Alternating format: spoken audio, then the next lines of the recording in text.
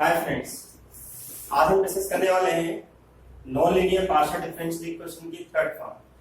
पिछले लेक्चर में हमने देखा था कि अभी तक हम यहाँ पर दो स्टैंडर्ड फॉर्म पढ़ चुके हैं, फर्स्ट एंड सेकंड। जिसमें हमने फर्स्ट में देखा था कि हमारे पास यदि कोई non linear partial differential equation F P Q equal to 0 की फॉर्म में हो, और सेकंड स्टैंडर्ड फॉर्म में हमने देखा था कि यदि अगर हमारे पास non linear partial differential equation Z P Q की फॉर्म में हो। आज हम देखेंगे कि हम किस प्रकार से थर्ड स्टैंडर्ड फॉर्म को हम सॉल्व कर सकते हैं और वो थर्ड स्टैंडर्ड फॉर्म क्या हो। तो यहाँ पर हमारा कहना ये है कि थर्ड स्टैंडर्ड फॉर्म उसे बोलते हैं जिसमें हमारे पास फंक्शन f1 और f2 की फॉर्म हमें दिखाई दे। लेकिन इस बात का यहाँ पर ध्यान रखना है कि यहाँ पर x y p q तो है, लेकिन x p के साथ और y q के साथ अरेंज होना चाहिए। यदि x p के साथ और y q के साथ अरेंज होगा तभी हमारी वो फर्स्ट थर्ड स्टैंडर्ड फॉर्म हमारी कहलाएगी। ध्यान रहे यहाँ पर z एब्सेंट रहेगा, लेकिन अगर किसी कारण पर अगर z यहाँ पर मौजूद होगा तो उस z को हम यहाँ से रिमूव कर सकते हैं with the help of suitable substitution. देखते हैं कि हम इसको किस प्रकार से सॉल्व करेंगे। ठीक है, वर्किंग रूल हमारे पास क्या है इसका अगर हम वर्किंग रूल की बात करें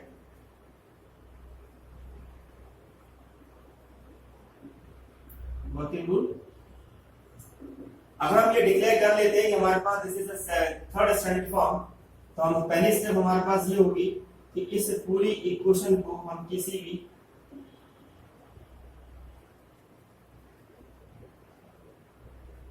एक कांस्टेंट के बराबर लेंगे। जहां तक इस कांस्टेंट की बात रही तो इस कांस्टेंट को कभी a स्क्वायर, कभी a या कभी log a की फॉर्म में लिख सकते हैं, डिपेंड करेगा कि हमारी सिचुएशन कैसी है। अब हम क्या करेंगे, जैसे हम यहाँ पर अज्यूम करते हैं तो हमारे पास क्या होगा कि f of xp equal to a और f2 by q equal to a। अब हम यहाँ पर क्या करेंगे कि यहाँ पर हम यहाँ से p की वैल्यू निकालेंगे जो कि हमारे पास आएगी 5 1 x a की फॉर्म में, और यहाँ से निकालेंगे हम q की वैल्यू जो कि हमारे पास अरेंज होगी by a की फॉर्म।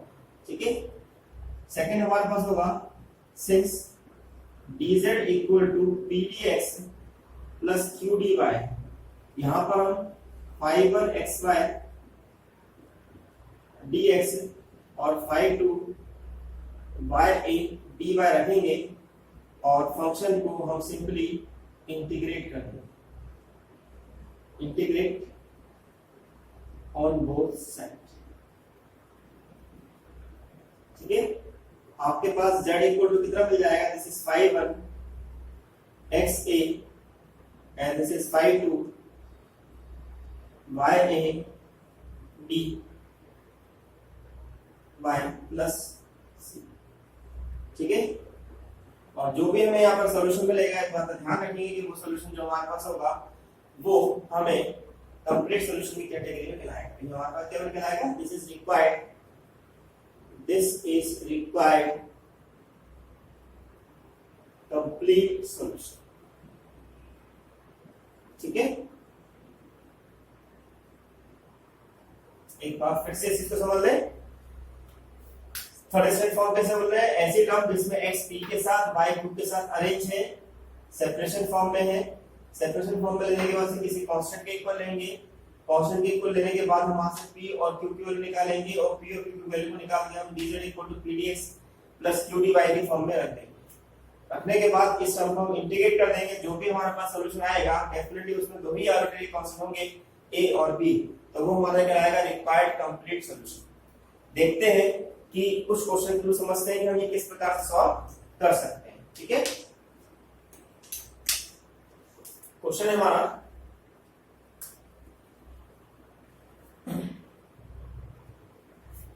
सॉल्व, क्वेश्चन नंबर 1 हमारा है सॉल्व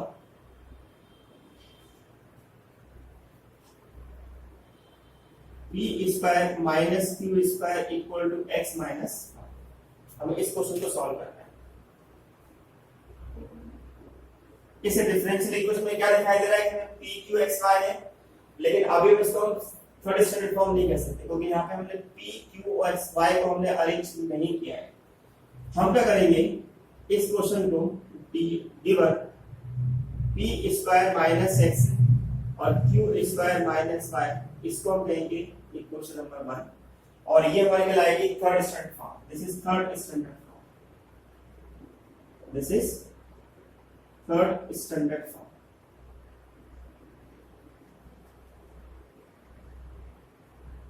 अब हम क्या करेंगे, इनको किसी एक कांस्टेंट के इक्वल ले लेंगे। हमने बोला let this p square minus q square minus y equal to a। तो अब मेरे पास कितना मिलेगा, p square minus x equal to a and q square minus y equal to a। then this implies that p equal to under root a plus x and q equal to under root a plus y. Okay, since dz equal to pdx plus qdy, now p हमारे पास कितना है, this is a plus x dx, q कितना मेरे पास है, under root a plus y dy equal to dz। अब हम क्या करेंगे, इसको इंटीग्रेट करेंगे, integrate on both side. z equal to कितना मिलेगा, this is integral under root a plus x dx and this is under root a plus y dy and plus c।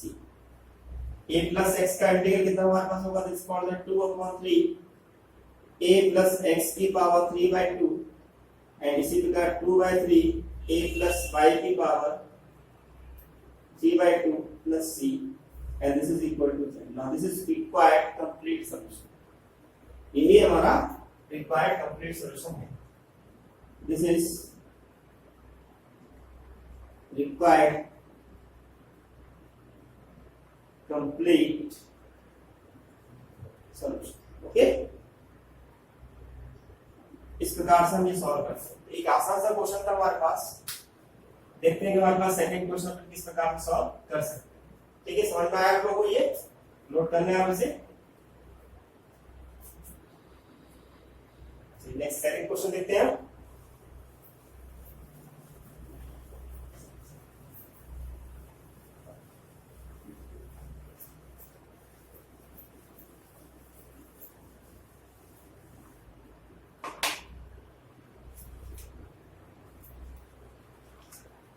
Second question हमारा है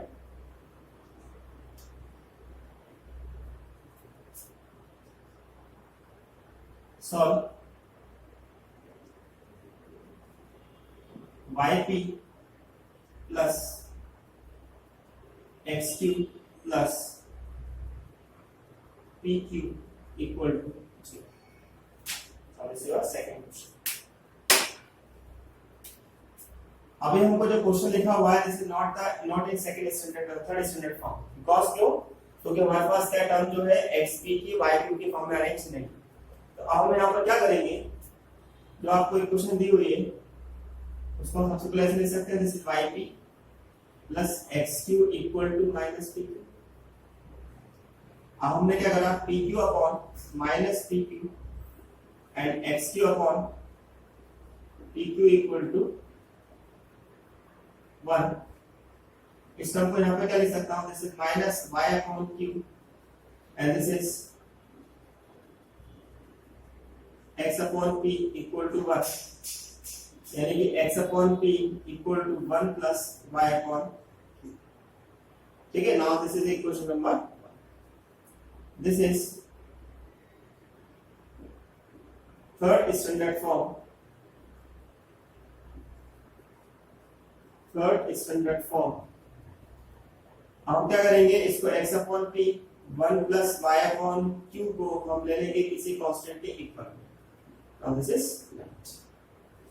अब हमने क्या करा यहाँ पर, x upon p equal to a and 1 plus y upon q equal to a।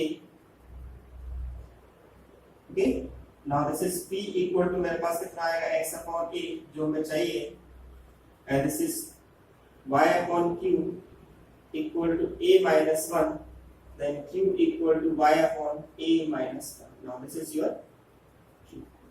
Okay? अब क्या करें, इन दोनों वैल्यू को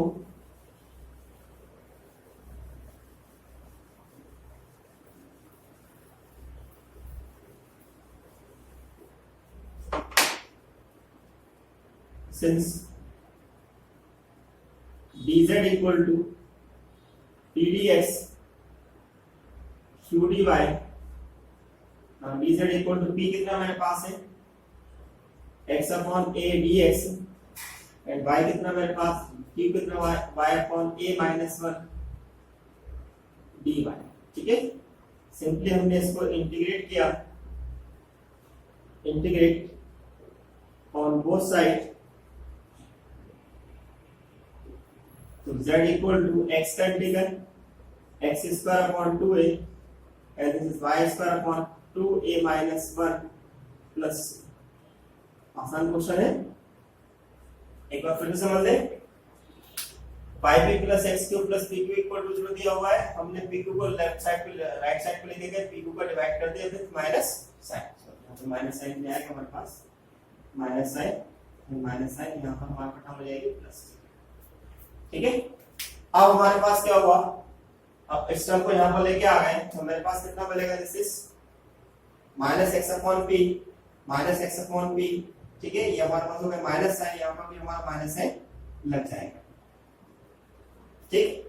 इसी प्रकार 1 प्लस वाई क्यू अपॉन ए को हम उधर लेके गए तो हमारे पास कितना होगा, ठीक है। तो हमारे पास कितना होगा 1 plus Y upon Q equal to A, तो Y upon Q equal to A minus 1, then Q equal to Y upon A minus 1, right. तो p हमारे पास कितना है माइनस साइन, माइनस साइन लगा दें, ठीक है। तो minus x upon A dx Y upon A minus 1 dy, इसको अगर हम इंटीग्रेट करेंगे तो माइनस एक्स अपॉन ए को करेंगे तो minus x square upon a and y square upon 2a minus, इस प्रकार से इसे हम सॉल्व कर सकते हैं, ठीक है। एक क्वेश्चन और समझते हैं कि कैसे इसे और सॉल्व कर पाएंगे। Next question is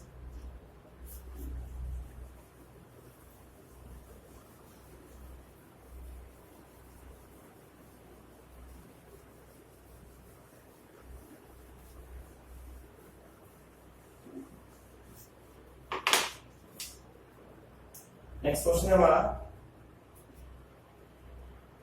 3, solve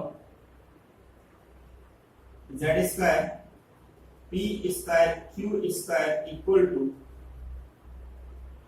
x square plus y। अब हमने पिछले दो क्वेश्चन में देखा कि हमारे पास जो टर्म थी वो केवल xp और yq के फॉर्म में चल रही थी, लेकिन कई बार क्या होता है कि हमारे डिफरेंशियल इक्वेशन के अंदर z भी इन्वॉल्व हो जाता है। अगर हमारा differential equation non linear partial differential में अगर z इन्वॉल्व होता है तो उस z को हम कैसे रिमूव करते हैं वो हम इस क्वेश्चन के थ्रू समझेंगे, ठीक है। देखिए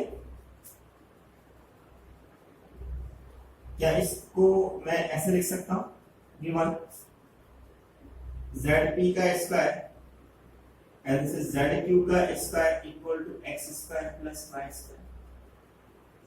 तो अगर हमें किसी भी non linear partial differential equation की थर्ड स्टैंडर्ड फॉर्म में अगर z को रिमूव करना है तो हमारा काम तो इतना होगा कि हम इस zp को p बनाना चाहते हैं, कैपिटल P उसको बनाना चाहते हैं capital Q।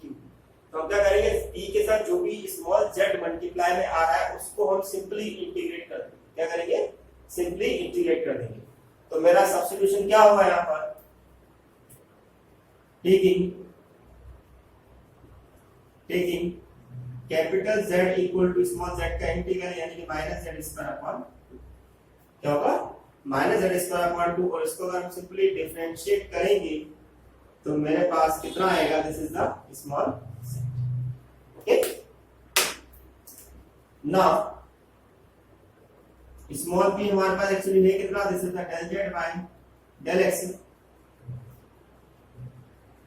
del z by del x, del z by del x को मैं क्या लिख सकता हूँ यहाँ पर, this is the del z by capital del z and capital del z upon small del x।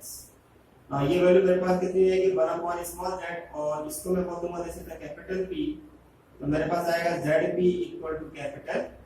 Now this is your substitution and small q equal to del z by del y, and similarly it is written as capital del z and capital del z upon of y. Again, this value is 1 upon z and this is called your capital Q. That means qz equal to capital Q. Obviously, where capital P equal to del z, capital del z by del x and capital Q equal to capital del z by del. Okay, put it, इसको हमने question number 1 बोल दिया. Put in first, कितना आएगा? This is capital P square capital Q square equal to x square plus y square. इस term को मैं यहाँ पर लिख सकता हूँ, this is P square minus of x square and y square minus of Q square. Okay, now so this is question number 7. This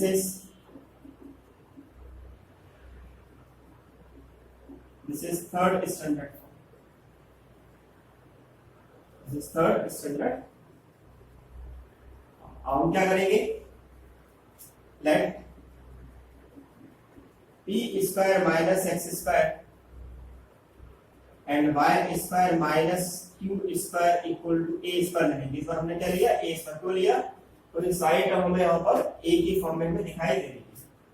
तो मेरे पास इक्वेशन क्या है? This is p square minus a x square equal to a square and this is y square minus q square equal to a square. Then what is p equal to? This is capital P equal to under root a square plus x square and capital Q equal to under root y square minus a square. ठीक है? Since capital dz equal to capital dx plus q dy. ठीक है? Capital P हमारे पास कितना है? Under root x square plus a square dx and capital Q कितना मेरे पास है? y square minus a square dy. ठीक है,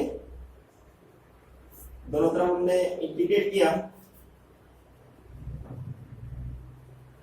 इंटीग्रेट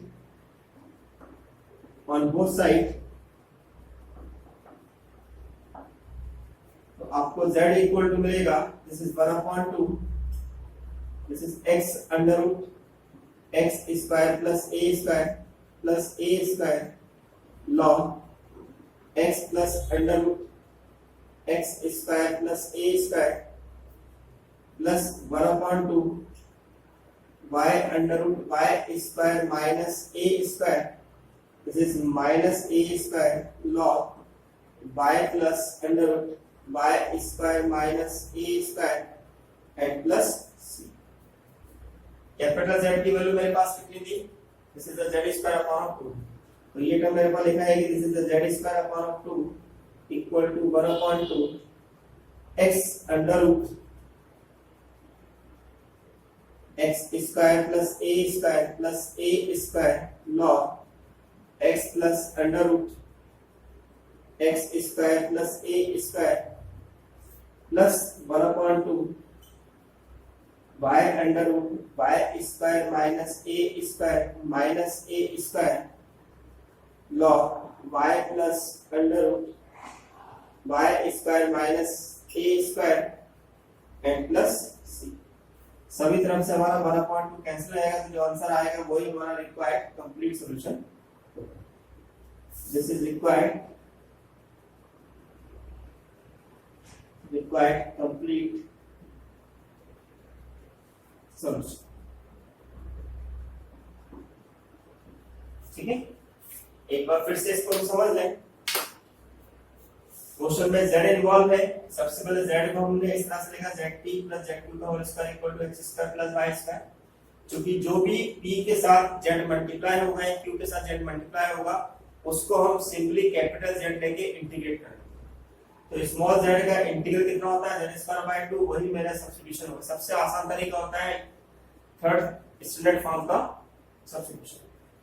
इसको हमने वापस हमने डिफरेंशिएट किया तो del z by del z equal to कितना होगा? Small z. p कितना है? del z by del x, यानी कि del z by capital Z by del x. इस वैल्यू को हमने पलट के लिख दिया तो 1/z हो गया, z को उधर मल्टीप्लाई किया तो zp equal to capital P, और इस कैपिटल P को हमने बोल दिया del z by del x। Similarly हमने q निकाला जो कि हमारा 1/z into q निकला तो z into q equal to capital Q, और q इक्वल टू मेरे पास होगा del z by del y। तो इक्वेशन मेरे पास आ गई p square plus q square equal to x square plus y square. दोनों को हमने इस प्रकार से अरेंज किया सेपरेशन फॉर्म में, दोनों को सिंपल लिए a स्क्वायर के बराबर। अब सवाल में टर्म ने a स्क्वायर क्यों लिया, क्योंकि a स्क्वायर लेने से फायदा में क्या होगा कि हमारे को सिंपली टर्म्स अरेंज करने में आसानी होगी। तो p square minus x square equal to a square, y square minus q square equal to a square, p equal to होगा a square plus x square, और q होगा मेरे पास y square minus a square. Now dz यहां पर क्या लिखते थे पहले स्मॉल dz, ये अब क्या लिखा जाएगा कैपिटल dz को भी हमारा स्मॉल z जो है कैपिटल z में कन्वर्ट हो गया है। तो p और q की वैल्यू को रखा और हमने यहां पर फार्मूला लगा दिया √x square plus a square का √y square minus a square को सिंपली हमने फिर से इंटीग्रेट कर दिया, और लास्ट में जाकर हमने कैपिटल Z को रिप्लेस कर दिया z स्क्वायर बाय 2 से, क्योंकि यही हमारा सब्स्टिट्यूशन था। ठीक है, इस तरीके से हम ये क्वेश्चन कर सकते हैं। और भी हम क्वेश्चन भी आगे देखते हैं कि हम किस प्रकार से और भी हम सब्स्टिट्यूशन वाले क्वेश्चन कैसे सॉल्व कर सकते हैं। आप ये नोट करें और आगे बढ़ते हैं। फोर्थ क्वेश्चन हमारा है solve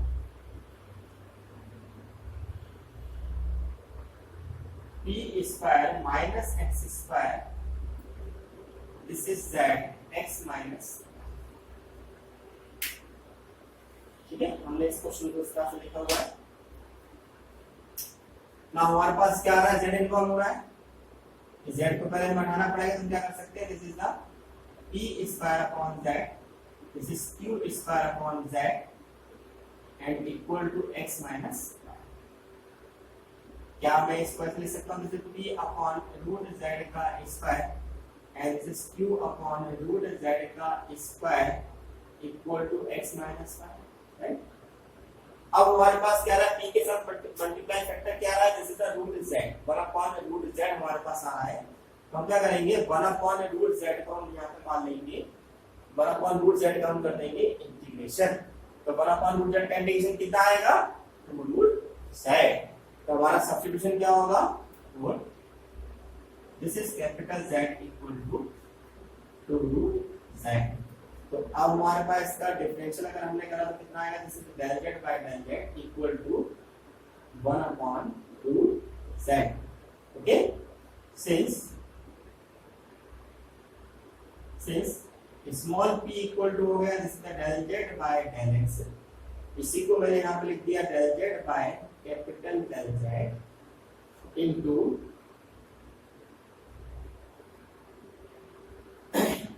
del z by del x।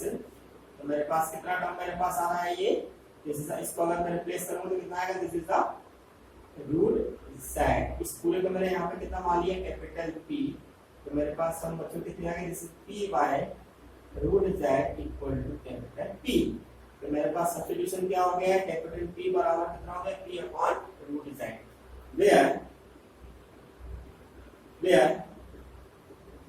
Capital P equal to capital del z by del x। हम क्या करते हैं, ऐसे q के लिए निकालते हैं, तो q इक्वल टू मेरे पास कितना लिखा आएगा, this is del z by del y। del z by del y को हम क्या लिख सकते हैं, this is the capital del z and this is capital del z by y। ठीक है, del z by del y मेरे पास फिर से क्या मिल गया, this is the root z। इस पूरी टर्म को मैंने मान लिया q, तो मेरे पास टर्म हो गई q upon root z equal to capital Q, where capital Q equal to del z by del y। Okay, अब जो भी मेरे पास P और Q की वैल्यू ये मिल रही है, उस वैल्यू को मैं उठा के रख देता हूँ इक्वेशन नंबर 1 के अंदर, पुट इन फर्स्ट। जैसे मैं फर्स्ट में रखूंगा तो बच्चों में क्या मिलेगा, this is called the capital P square minus capital Q square equal to x minus 5। Okay, अब हमने क्या करा इसको, this is the capital P square minus x equal to capital Q square minus 5, और ये मेरे पास बन गई इक्वेशन नंबर 2, और हम इसे कह सकते हैं this is the third standard form, this is third standard form. चूंकि हमारे पास एक थर्ड स्टैंडर्ड फॉर्म बन गई है, तो हम ऐसी कंडीशन पे इसको किसी भी हम कांस्टेंट के बराबर लेके सॉल्व कर सकते हैं। अब हमने क्या करा, इसको कांस्टेंट के बराबर लेते हैं। अब सवाल उठता है कि हम इसे किस कांस्टेंट के बराबर अज्यूम करें। तो देखिए, एक क्योंकि हमारे पास इक्वेशन में साइड स्क्वायर फॉर्म में नहीं मिल रही है, तो हम यहाँ पर करते हैं let this is a capital P square minus x equal to capital Q square minus y equal to small a ले लेते हैं। तो हमारे पास कितना आ गया, this is P square minus ax, तो P equal to capital P equal to हमें मिल जाएगा इंटीग्रल a प्लस x और Q square minus y equal to a, तो हमको ये मिल जाएगा capital Q equal to under root a plus, okay, since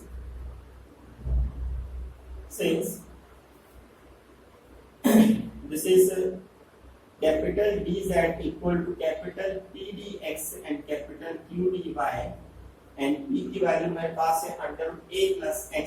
ध्यान रहे कैपिटल P की वैल्यू है हमारे पास, ये हमें मिलेगा a प्लस x dx और ये आपको मिलेगा a plus y dy।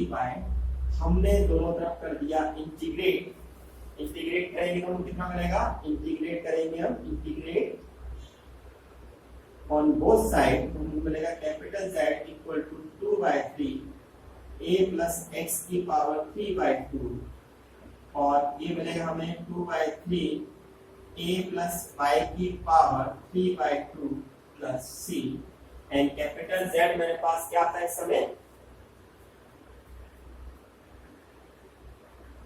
Capital Z मेरे पास कितना था, जैसे 2 रूट Z is 2/3 and a plus x की power 3/2 and 2/3 a plus y की पावर 3/2 plus c।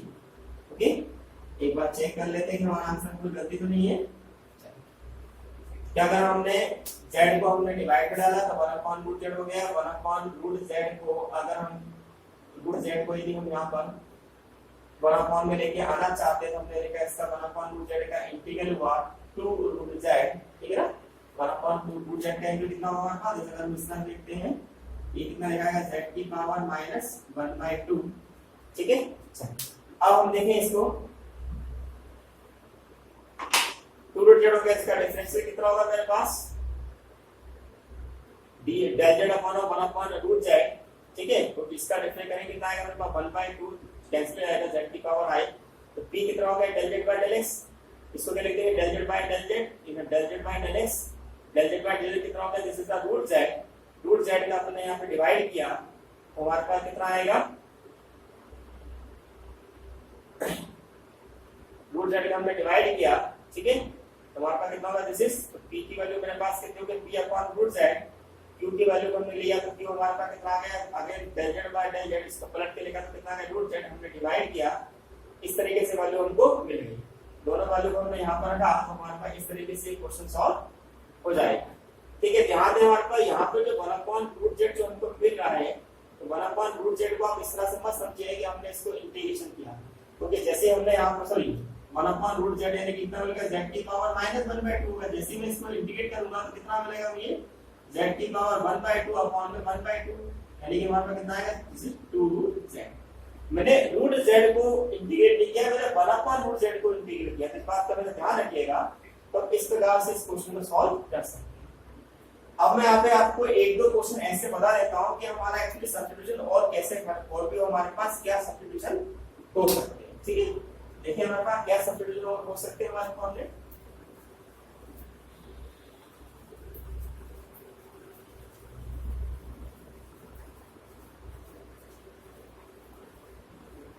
मान लीजिए कि अगर मेरा क्वेश्चन इस प्रकार से लिखा हो, this is that p square minus q square equal to x minus 1, अगर मेरा क्वेश्चन ऐसा लिखा होगा तो अब हमारे मन में सवाल उठेगा कि मैं इसका सब्स्टिट्यूशन क्या करूं। देखो बच्चों ध्यान से, मैं यहाँ पर क्या लिख सकता हूँ, this is root z into p का whole square and this is the root z into q का whole square and this is the x minus, अब मेरे पास p के साथ मल्टीप्लाई में क्या आ रहा है, रूट z आ रहा है, तो रूट z का इंटीग्रल कितना होगा, this is the capital Z equal to 2/3 z to the power 3/2। और जैसे मैं इसका डिफरेंशियल करूंगा तो ये मेरे को वापस मिल जाएगा, राइट, बात समझ में आई हमारे पास, ठीक है। इस तरीके से हम इस क्वेश्चन को सॉल्व कर सकते हैं, ठीक है। अब मान लो अगर मेरा क्वेश्चन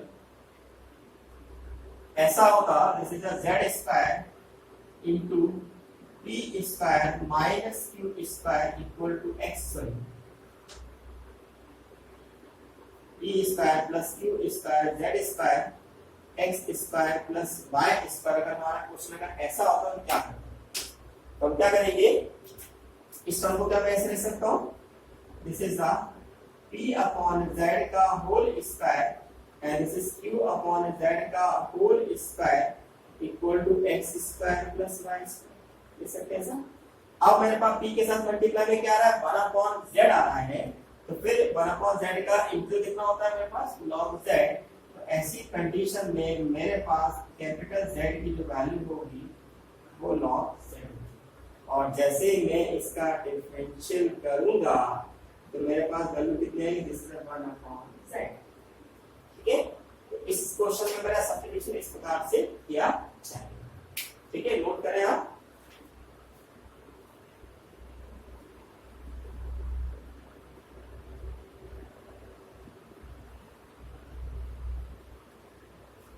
अब ये हमने देखा कि हमारे पास थर्ड स्टैंडर्ड फॉर्म क्या थी। अब मैं आपको बताना चाहूंगा कि हमारी फोर्थ स्टैंडर्ड फॉर्म क्या है, ठीक है, उसको हम आज देख लेते हैं।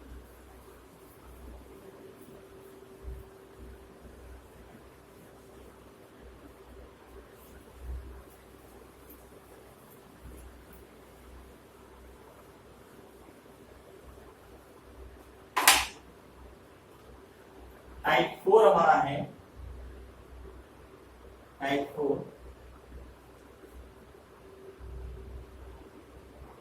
Fourth standard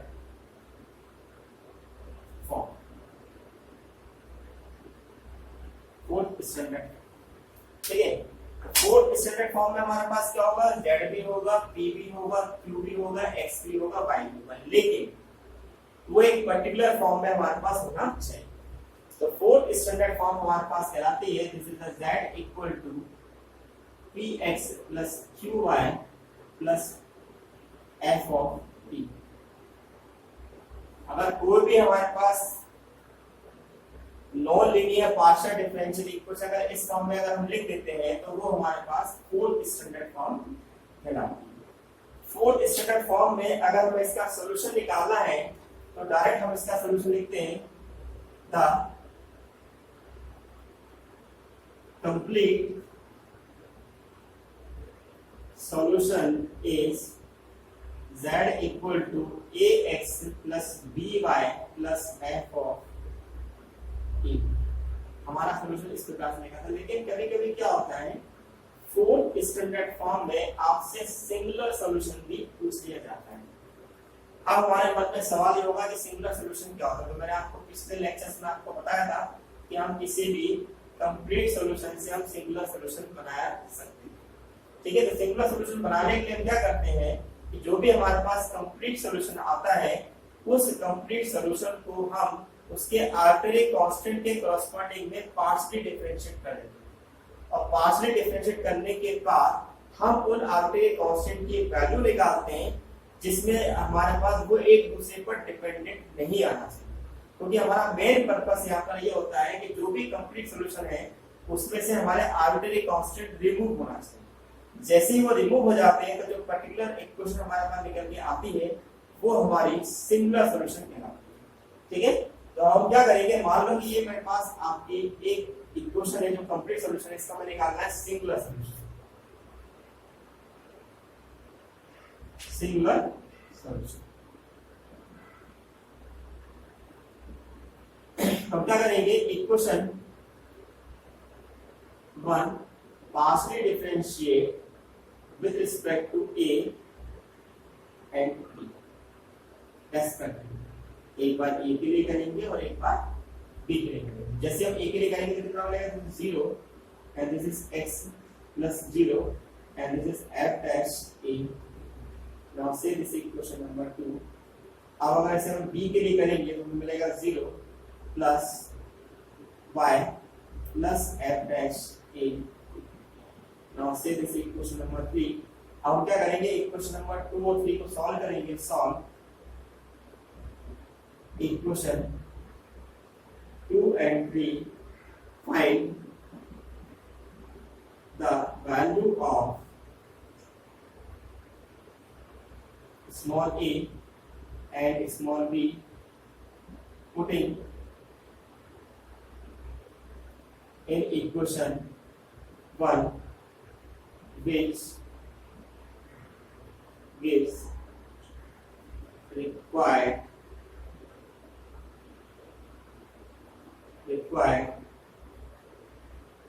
singular solution। एक क्वेश्चन के थ्रू आपको समझाता हूं कि क्या मैं कहना क्या चाहता हूं। ठीक है, मान लीजिए आपसे बोला गया है find complete and singular solution of z equal to px plus qy plus p square plus q। हमसे बोला जा रहा है कि हम इसका कंप्लीट सॉल्यूशन भी निकालें और सिंगुलर सॉल्यूशन भी निकालें। ठीक है, तो गिवन हमारे पास जो इक्वेशन है वो हमारे पास कितनी है, given z equal to this is px plus qy and this is p square plus q square। now say this equation number 1। साफ से हमें दिखाई दे रहा है कि p की पावर 1, q की पावर 1 और x की पावर 1, y की पावर 1 में दिखाई दे रही है, और साथ में हमारे पास p q का एक फंक्शन दिखाई दे रहा है। तो ये जो हमारे पास है पूरा रूल फॉलो कर रही है, z equal to px plus qy plus f of pq का, तो हम बोलेंगे this is fourth standard form. जैसे इसको हम बोलते हैं कि हमारे फोर्थ स्टैंडर्ड फॉर्म है, जिसका हम कंप्लीट सॉल्यूशन डायरेक्ट लिख सकते हैं। The complete solution is z equal to ax plus by plus a square plus b square। now say this equation number। अब हमें इसका निकालना है सिंगुलर सॉल्यूशन। क्या निकालना है, सिंगुलर सॉल्यूशन। जैसे कि मैंने आपको बताया कि अगर हमें किसी भी कंप्लीट सॉल्यूशन से सिंगुलर सॉल्यूशन निकालना है तो हम उस कंप्लीट सॉल्यूशन को एक बार उसके आर्बिट्रेरी कांस्टेंट के रिस्पेक्ट में पार्शियली डिफरेंशिएट करते हैं। हमने कहा partially differentiate with respect to a and b respectively. जैसे मैं इसको a के लिए करूंगा तो z को a के लिए करूंगा कितना आएगा 0, ax को a के लिए करूंगा कितना आएगा x, dy को a के लिए करूंगा कितना आएगा 0, a स्क्वायर को a के लिए करूंगा कितना आएगा 2 है, और ये मिलेगा 0। यानी कि a की जो वैल्यू मिलेगी वो हमारे पास आएगी दिस इज द -x/। ठीक है, एंड अगर हम इसे y के लिए करेंगे तो कितना आएगा, दिस इज सॉरी b के लिए करेंगे कितना आएगा 0, दिस इज 0, dy का हो जाएगा मेरे पास y, a स्क्वायर का 0 और b स्क्वायर का 2b, यानी कि मेरे पास b का जो मान आएगा वो -y/2 है। ठीक है, ध्यान रखना जब हम a और b निकालेंगे तो ये दोनों एक दूसरे पर डिपेंडेंट नहीं आना चाहिए। अगर डिपेंडेंट आ गया तो इसका सिंगुलर सॉल्यूशन एग्जिस्ट नहीं करेगा। ठीक है, पुट इन ठीक है, तो z इक्वल टू मेरे पास कितना होगा, a की वैल्यू पुट करेंगे कितना होगा, this is x² minus y²/2। Okay, तो a में रखेंगे तो कितना आएगा, दिस इज द x²/4 और उसमें रखेंगे तो कितना आएगा y²/4। इन दोनों को सबट्रैक्ट करेंगे तो मेरे पास आंसर आएगा दिस इज द -x²/4 और -y²/4। यानी कि अगर मैं दोनों को कंबाइन फॉर्म में लिखना चाहूं तो x² + y² equal to 4 + 4z equal to. इस प्रकार से हम अपना कंप्लीट सॉल्यूशन और सिंगुलर सॉल्यूशन निकाल सकते हैं। इसमें इस मेथड में करने लायक मार्क तो ज्यादा नहीं है, तो मैं एक ही क्वेश्चन को यहाँ पर फिनिश कर सकता हूँ। ध्यान रहे, लेकिन ये जरूरी बिल्कुल भी नहीं होता है कि हर 4th स्टैंडर्ड फॉर्म में हम हर सिंगुलर सॉल्यूशन निकाल सकते हैं, कंप्लीट सॉल्यूशन जरूर निकाल सकते हैं।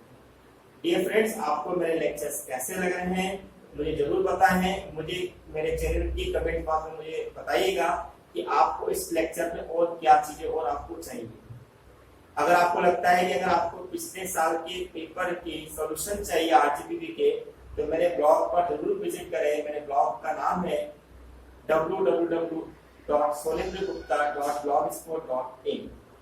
अगर आपको लगता है कि अगर आपको और भी शॉर्ट एग्जांपल सॉल्व प्रॉब्लम करने हैं, तो आप मेरी बुक परचेस कर सकते हैं, जो कि गणपत राय पब्लिकेशन कंपनी से निकलती है, जिसकी पूरा डिस्क्रिप्शन मेरे ब्लॉग पर लिखी हुई है। Thank you for watching my lecture.